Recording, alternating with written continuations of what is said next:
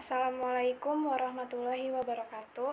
Sebelumnya, perkenalkan nama saya Englang Febriani dengan NPM 211471022 dari kelas Tab B. Di sini saya akan mempresentasikan materi tentang sistem karburator dan injeksi pada motor bensin.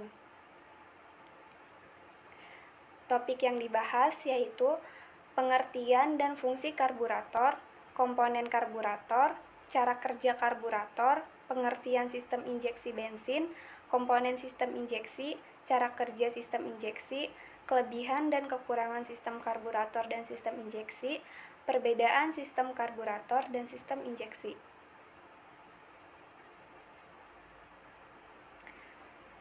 Pengertian dan fungsi karburator.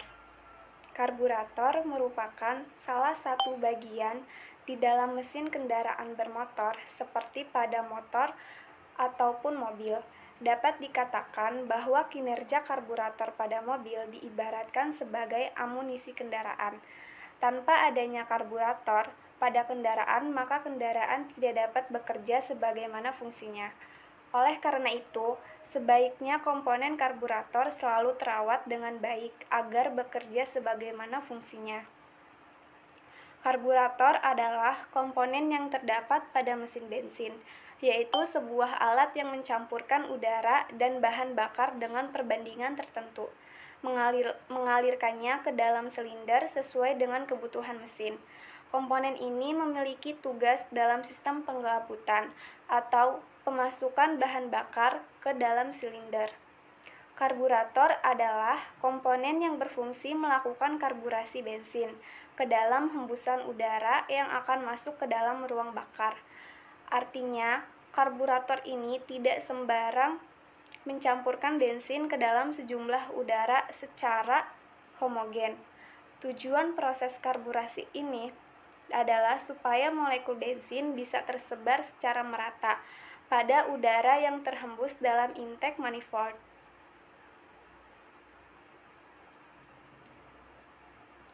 Sampai saat ini, karburator masih digunakan pada mesin kecil, pada mobil tua atau mobil khusus untuk mobil balap.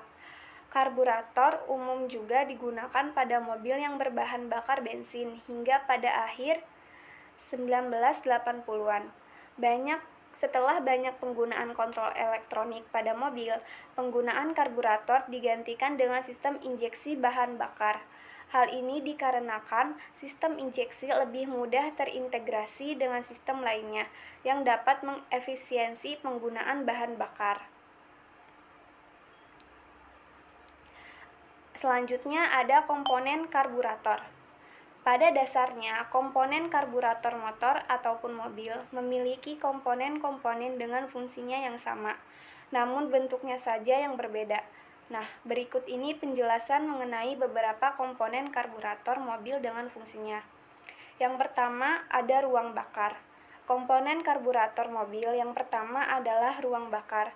Namun, setelah bahan bakar terisi penuh, pelampung secara otomatis akan naik dan menutup katup bahan bakar. Pelampung akan bekerja mengikuti kondisi tinggi dan rendahnya bahan bakar kendaraan. Bila terjadi banjir, pelampung biasanya tidak akan bekerja secara maksimal. Fungsi dari karburator yaitu untuk tempat pembakaran. Ruang bakar ini berada di kepala silinder. Memang berfungsi untuk tempat pembakaran yang akan dicampurkan antara bahan bakar dan juga udara yang sudah dikompresiasikan dari torak yang berada di dalam silinder. Yang kedua, ada pelampung. Pelampung merupakan komponen yang sangat kecil tetapi memiliki kegunaan tersendiri. Seperti yang telah dijelaskan sebelumnya, pelampung akan bekerja mengikuti kondisi tinggi dan rendahnya bahan bakar kendaraan. Fungsi pelampung adalah untuk mempertahankan agar level bahan bakar tetap stabil. Yang ketiga ada cook valve, memiliki peran tersendiri untuk kendaraan mobil. Fungsi utama dari komponen ini adalah untuk menambah campuran bahan bakar sehingga dapat dengan mudah menghidupkan kendaraan.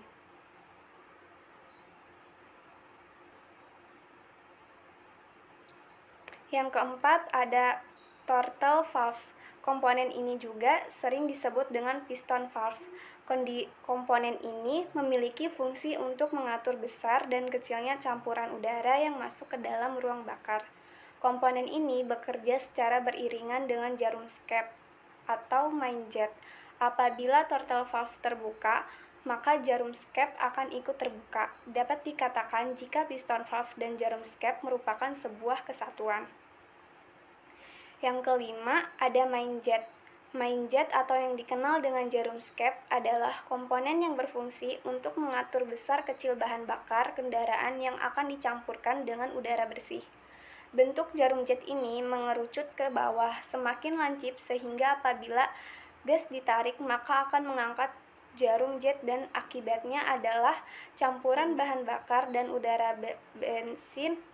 udara bersih akan semakin besar sehingga akan membuat kendaraan semakin cepat.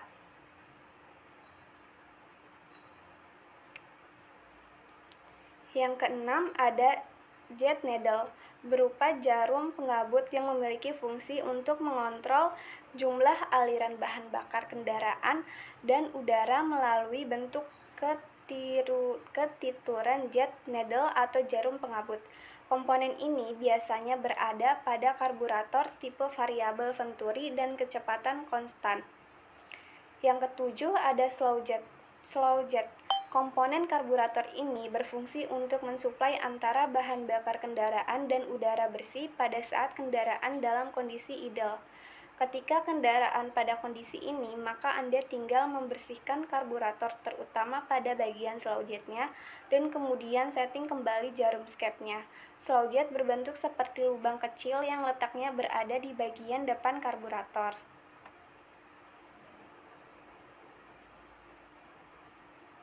Yang kedelapan ada piston valve screw dan pilot screw. Komponen yang hampir mirip dengan komponen slow jet di atas tetapi memiliki fungsi yang berbeda juga. Komponen ini merupakan skrup yang dapat mengatur besar kecilnya bahan bakar dan udara. Kinerja karburator dan akselerasi kendaraan akan sangat bergantung dari setting kedua komponen ini. Yang kesembilan ada main nozzle. Komponen ini berupa pemancar utama yang akan mengabutkan bahan bakar. Tingginya hampir sama dengan permukaan bahan bakar yang ada di dalam bak pelampung. Main nozzle biasanya berada pada karburator tipe Venturi. Dan komponen yang terakhir yaitu Venturi. Venturi merupakan bagian sempit yang ada di dalam tabung karburator yang memiliki fungsi untuk mempertinggi kecepatan aliran udara. Dengan adanya Venturi, maka kecepatan mobil Anda berbeda dengan tipe mobil yang lainnya. Adapun cara kerja karburator yaitu secara umum kinerja karburator motor dan karburator mobil memiliki fungsi yang sama, hanya saja berbeda pada sistemnya. Pada karburator mobil, prinsip kerjanya menggunakan prinsip Bernoulli yang mana mengatur aliran dalam kecepatan fluida. Secara umum, cara kinerja karburator mobil cukup sederhana. Pada saat mesin dihidupkan, maka piston akan bergerak maju dan mundur. Pada saat gerakan mundur, gerakannya akan menghisap udara yang ada di depannya atau sistem karburator. Sehingga bahan bakar dan udara bersih akan terhisap dengan sendirinya. Bersamaan dengan hal tersebut, pemantik akan menyala sehingga terjadi pembakaran di ruang mesin, sehingga mendorong piston. Hal ini dilakukan terus berulang-ulang. Semakin tinggi gas ditekan, maka akan semakin cepat putaran piston. Selanjutnya ada pengertian sistem injeksi. Teknologi injeksi motor bensin saat ini secara garis besar, sistem kerjanya telah menggunakan sistem elektronik modern dengan menggunakan banyak sensor untuk memonitor kondisi kerja mesin. Dengan dikontrol oleh perangkat cerdas yang kita kenal dengan nama Electronic Control Unit akan menerima data input dari sensor-sensor, mengkalkulasikan serta memerintahkan kepada aktuator diantaranya koil pengapian dan injektor untuk menyediakan bahan bakar dan pengapian yang sesuai dengan kondisi mesin, berkendara, dan lingkungan. Hasil dari sistem ini adalah meningkatkan efisiensi bahan bakar, mengurangi polusi, dan juga menghasilkan torsi daya yang lebih baik daripada kendaraan dengan sistem konvensional.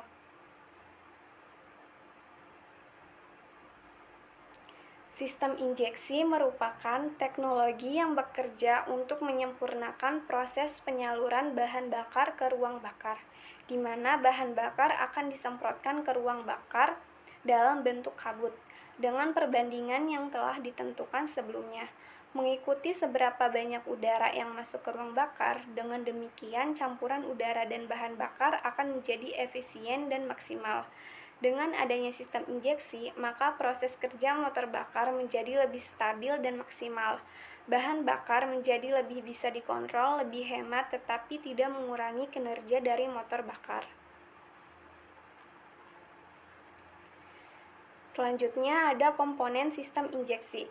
Pada sistem injeksi terdapat komponen-komponen pembantu yang nantinya akan mengontrol proses kerja dari sistem tersebut. Komponen-komponen itu terdiri dari sensor, electronic control unit, dan aktuator. Untuk lebih jelasnya, mari kita bahas masing-masing komponen tersebut. Yang pertama ada sensor. Sensor berfungsi sebagai media pencari informasi pada sistem, yang nantinya informasi atau sinyal tersebut akan dikirimkan hasilnya ke electronic control unit yang kemudian akan diproses lanjut pada kendaraan roda 4 bahan bakar gasolin atau 4/5A sampai FE. Sensornya terdiri dari TPS, IATS, MAP, O2S, CMP, CKP, WTS, knock sensor, airbag sensor, dan sensor kecepatan. Yang kedua ada electronic control unit yang berfungsi sebagai pusat dari seluruh data atau informasi yang diberikan oleh sensor, yang nantinya akan dikirimkan data-data tersebut ke aktuator yang akan bekerja menyelesaikan perintah dari electronic control unit sesuai data yang diterima oleh sensor. Yang ketiga ada aktuator. Aktuator ini berfungsi sebagai komponen yang bekerja sesuai perintah dari electronic control unit dan sesuai data yang diterima oleh sensor, sehingga hasil kerja dari aktuator akan maksimal sesuai informasi yang diberikan oleh sensor. Pada kendaraan roda 4 bahan bakar gasolin 4/5 AFE, aktuator terdiri dari injektor, coil, fuel pump, ISC.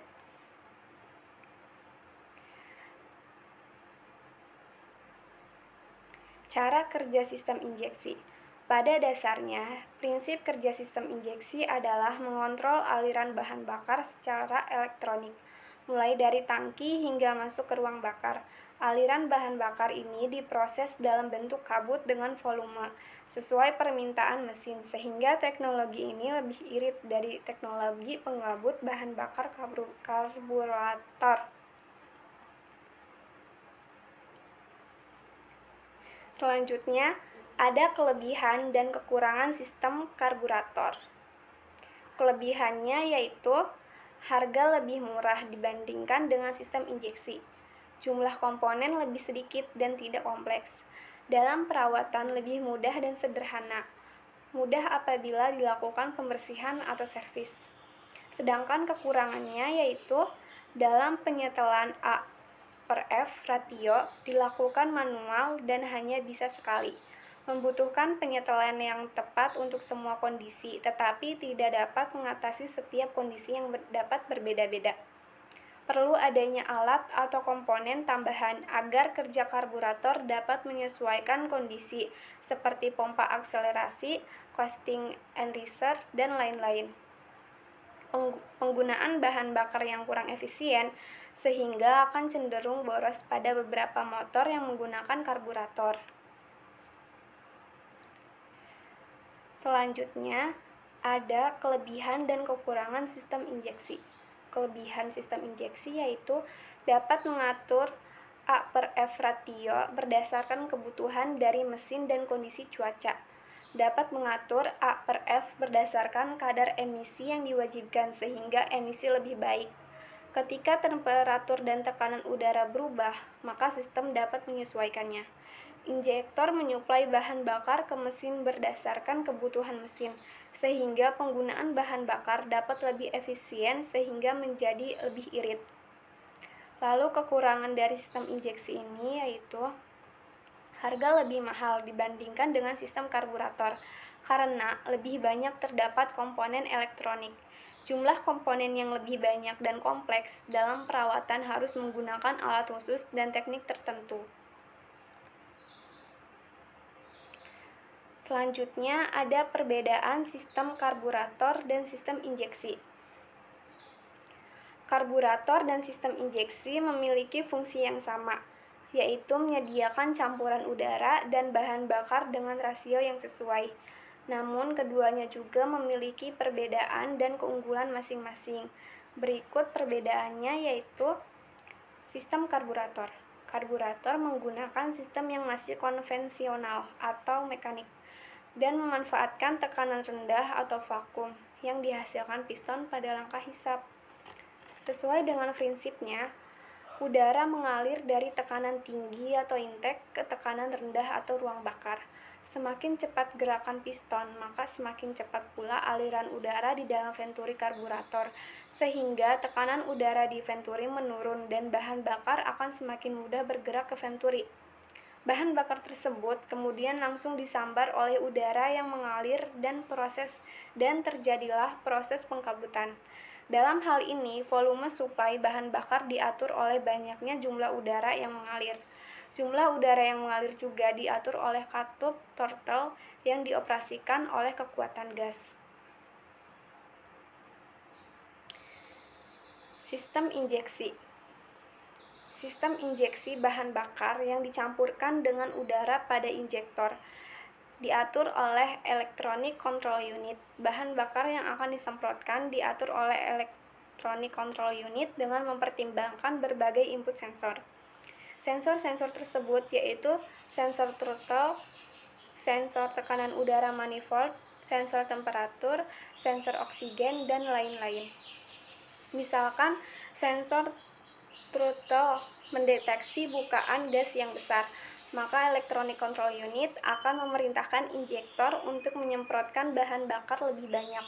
Jumlah bahan bakar yang disemprotkan pada tiap RPM-nya bisa berbeda-beda tergantung kondisi pengoperasian. Jadi, sistem injektor mengontrol suplai bahan bakar dengan